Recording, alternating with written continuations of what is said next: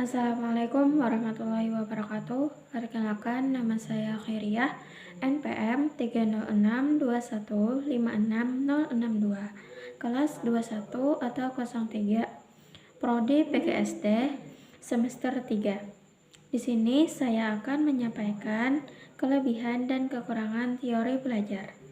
Yang pertama yaitu teori belajar behavioristik.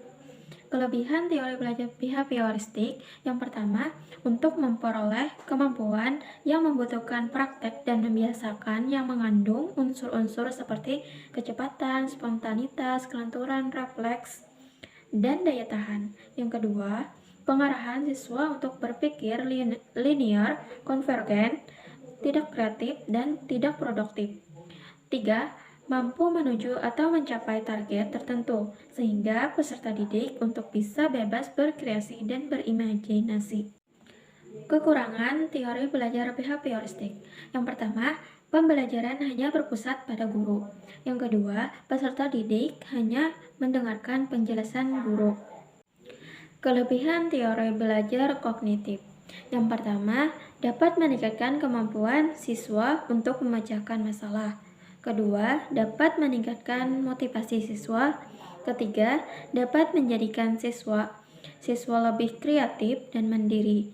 4. Dapat membantu siswa memahami bahan belajar secara lebih mudah. Kekurangan teori belajar kognitif. Yang pertama, lebih dekat kepada psikologi belajar anak. Kedua, keberhasilan sebuah pembelajaran tidak dapat diukur dengan hanya satu orang. Yang ketiga, teori ini dapat menyeluruh untuk semua tingkat pendidikan. Yang keempat, teori ini sulit dipraktikkan. Kelebihan teori belajar konstruktivisme. Yang pertama, melatih siswa supaya menjadi pribadi yang mandiri dan mampu memecahkan masalah. Kedua, menciptakan kreativitas dalam belajar sehingga tercipta suasana kelas yang lebih kreatif. Yang ketiga, melatih siswa untuk bekerja sama dan terlibat langsung dalam melakukan kegiatan. Keempat, menciptakan pembelajaran yang lebih bermakna dan membutuhkan kepercayaan diri para siswa. Yang kelima, melatih siswa berpikir kritis dan kreatif. Kekurangan teori belajar konstruktivisme. 1. Sulitnya mengubah keyakinan guru yang sudah terstruktur. 2. Guru harus memiliki kreativitas dalam merencanakan pelajaran dan memilih penggunaan media. Memerlukan waktu beradaptasi dengan proses belajar dan mengajar yang baru. Kelebihan teori belajar humanistik. Pertama, bersifat pembentukan kepribadian hati nurani, perubahan sikap, analisis terhadap fenomena sosial. Kedua, siswa merasa senang berinisiatif dalam belajar. Ketiga, guru menerima apa adanya, memahami jalan pikiran siswa. Kekurangan teori belajar humanistik ini: 1. Bersifat individual. 2. Proses belajar tidak akan berhasil jika peserta didik kesulitan dalam mengenal diri dan potensi-potensi yang ada pada diri mereka. Kelebihan teori Gestalt. 1. Menghasilkan individu atau siswa yang memiliki kemampuan berpikir untuk menyelesaikan setiap persoalan yang dihadapi. 2. Kurikulum dirancang sedemikian rupa sehingga terjadi situasi yang memungkinkan pengetahuan dan keterampilan dapat dikonstruksi oleh siswa.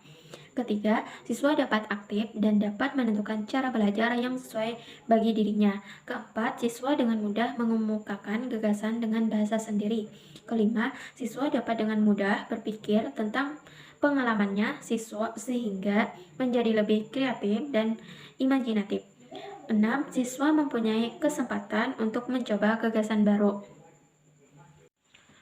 Kekurangan teori belajar Gestalt. 1. Tidak dapat diterapkan dalam mempelajari semua pelajaran. Kedua, proses pembelajaran dalam suatu pemahaman tertentu tidak dapat dijadikan sebagai dasar untuk semua materi pembelajaran.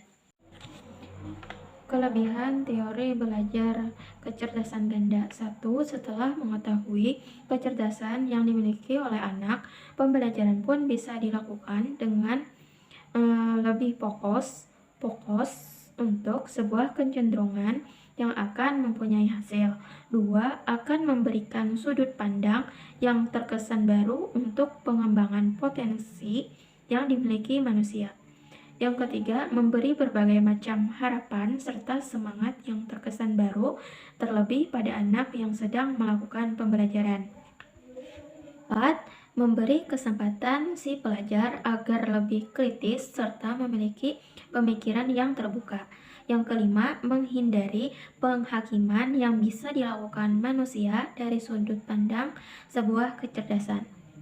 Kekurangan teori belajar kecerdasan ganda.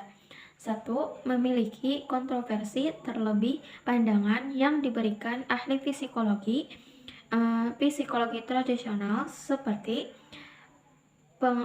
mencampur adukan pengertian bakat, kecerdasan, hingga keterampilan.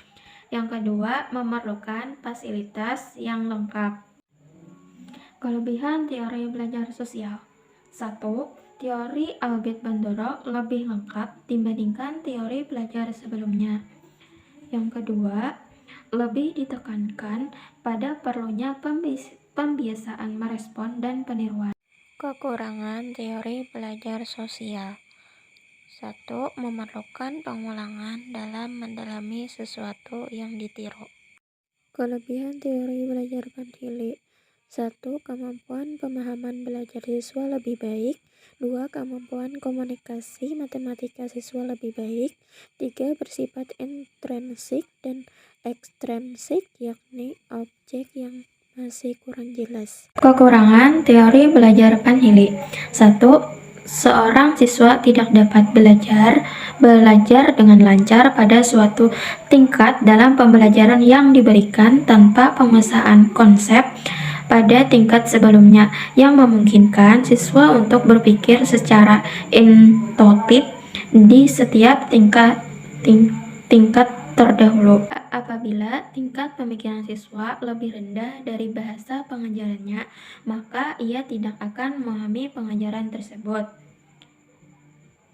Ketiga, teori yang dikemukakan oleh Van Hille memang lebih sempit karena hanya membahas tentang teori geometri dan teori belajar sosiokultural Vygotsky.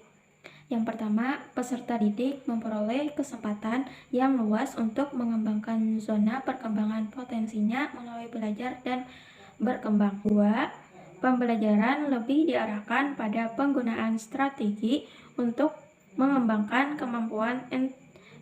kemampuan intermentalnya daripada kemampuan intramental. 3. Proses belajar dan pembelajaran tidak bersifat transferal, tetapi lebih konstruktivisme, yaitu proses mengkonstruksi pengetahuan atau makna baru secara bersama-sama antara semua pihak yang terlibat di dalamnya. Kekurangan teori belajar sosiokultural Vygotsky. Terbatas pada perilaku yang tanfak seperti pembentukan konsep belajar dari berbagai sumber belajar, pemecahan masalah, dan kemampuan berpikir sukar diamati secara langsung. Kelebihan teori belajar sibernetik. 1. Bisa diterapkan dalam kelompok sesuai dengan instruksi dalam kelas bagi setiap individu yang ada. Kedua, memungkinkan pengajar untuk memahami serta menganalisa secara ilmiah pengajaran dengan adanya berbagai elemen pada suatu sistem pengajaran, yaitu input, proses, dan output.